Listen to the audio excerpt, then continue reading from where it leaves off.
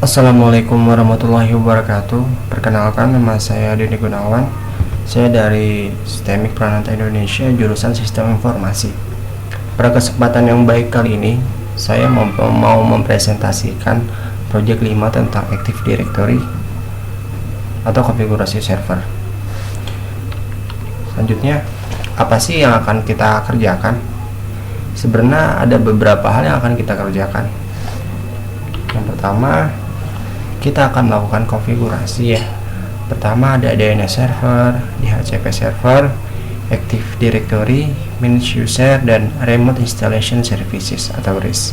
Nah, untuk video dari konfigurasi masing-masing tahap ini itu sudah jadi dan sudah disetorkan ke Pak Imam. Jadi untuk videonya ada di YouTube saya.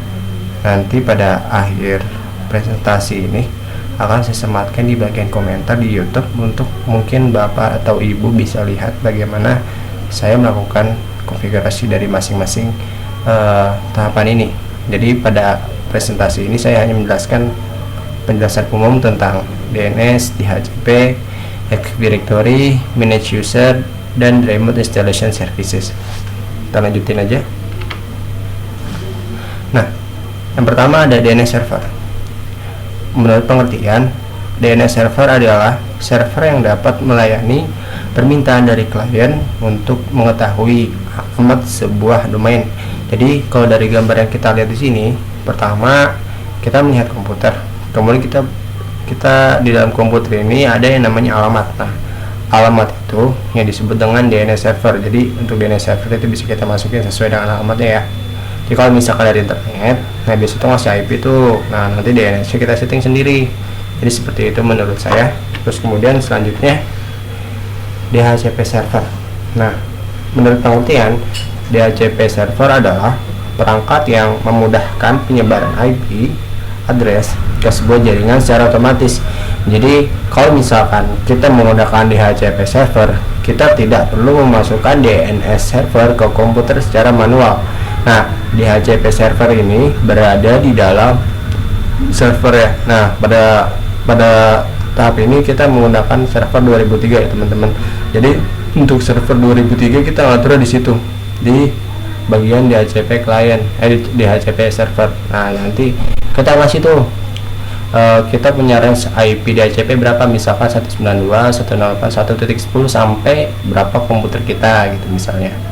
Jadi nanti di bagian klien nanti dia kita obtain supaya dia bisa nge-get DHCP IP-nya secara otomatis.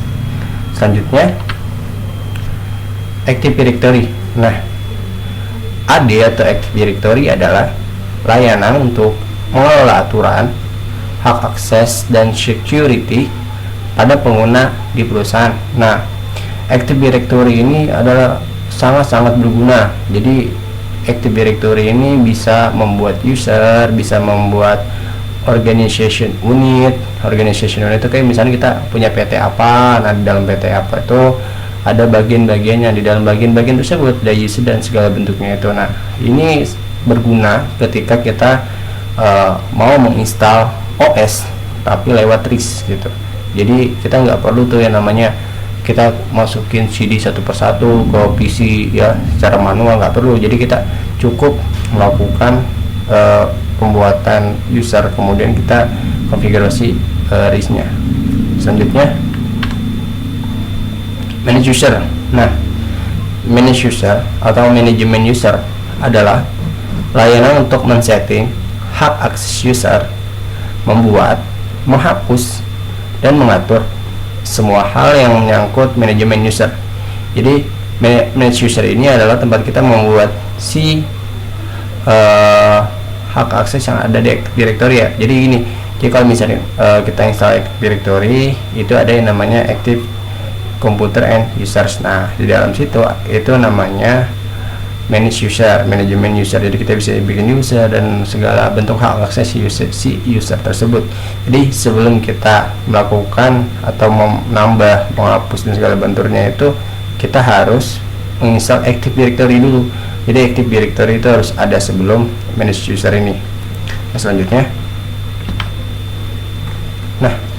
Remote Installation Services. Nah, RIS adalah kemampuan untuk terhubung pada resource yang berada dalam satu network dari server ke client server.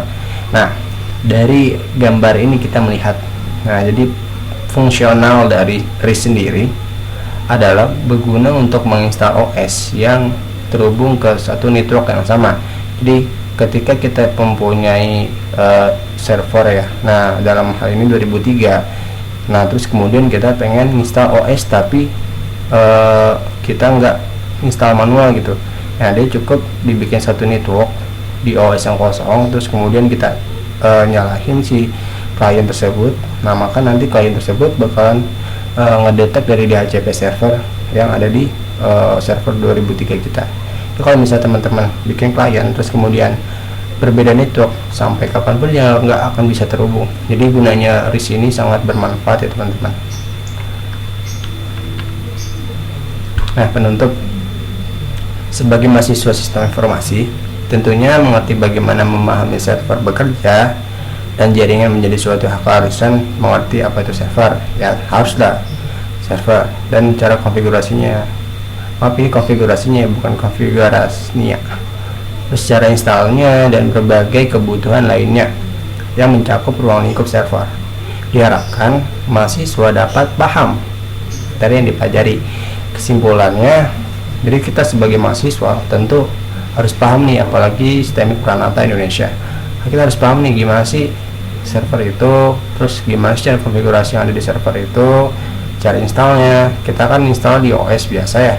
Kalau misalkan nggak di virtual juga bisa aja sebenarnya, tapi kita harus punya jaringan internet di situ, kita harus punya router dan segala macamnya supaya apa yang kita atur di sini kita berfungsi. Terus kemudian